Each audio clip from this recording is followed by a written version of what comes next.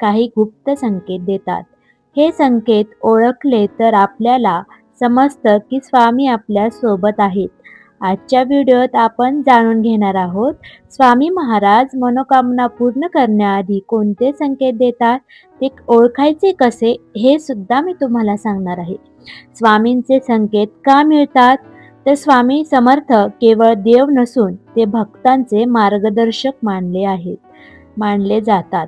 जेव्हा भक्तांची श्रद्धा, संयम आणि विश्वास पूर्ण होतो, तेव्हा स्वामी त्याला आधी संकेत देतात. कारण स्वामींची कृपा अचानक होत नसते, ती हळूहळू अनुभवायला मिळते.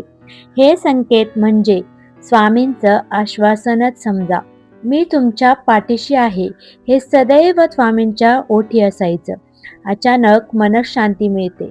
पहिला संकेत म्हणजे मनाला अचानक शांती मिळणे. समस्या तशाच असतात, परिस्थिती बदललेली नसते, पण मन शांत होतं, चिंता कमी होते. हा स्वामींचा पहिला संकेत असतो. घाबरू नकोस, मी आहे. संकेत क्रमांक 2, स्वप्नात दर्शन. अनेक भक्त सांगतात की मनोकामना पूर्ण होण्याआधी त्यांना स्वामींचं स्वप्नात दर्शन होतं. कधी स्वामी बोलतात, कधी फक्त दिसतात. स्वप्नात स्वामी दिसणे म्हणजे कृपेचा मोठा संकेत मानला जातो. याचा अर्थ तुमची प्रार्थना स्वामींकडे पोहोचलेली आहे. संकेत क्रमांक 3, अचानक सकारात्मक योगायोग. जे काम महिन्यांपासून होत नव्हतं, ते अचानक जुळायला लागतं. योग्य लोक भेटतात, योग्य संधी मिळते.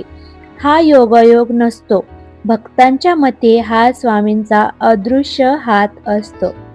श्री स्वामी समर्थ.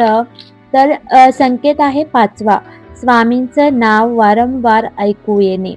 जर अचानक तुम्हाला वारंवार स्वामी समर्थ नाव ऐकू येऊ लागले, कुठे भजनात, कुणाच्या बोलण्यात किंवा मोबाईलवर, तो संकेत असू शकतो की स्वामी तुमच्याकडे लक्ष देत आहेत.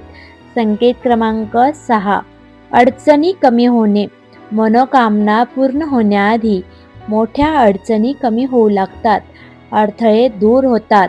जे शक्य वाटत होतं ते सोपं वाटायला लागतं. हा स्वामींचा संकेत आहे की तुमचा मार्ग स्वच्छ केला जात आहे. संकेत नंबर 7, अंतर्मनातून आवाज येणे. कधी कधी भक्तांना आतूनच म्हणजे अंतर्मनातून आवाज येतो, सगळं ठीक होईल. हा आवाज भीती नाहीसा करतो. हा आत्मविश्वास म्हणजे स्वामींची कृपा मानलेली आहे.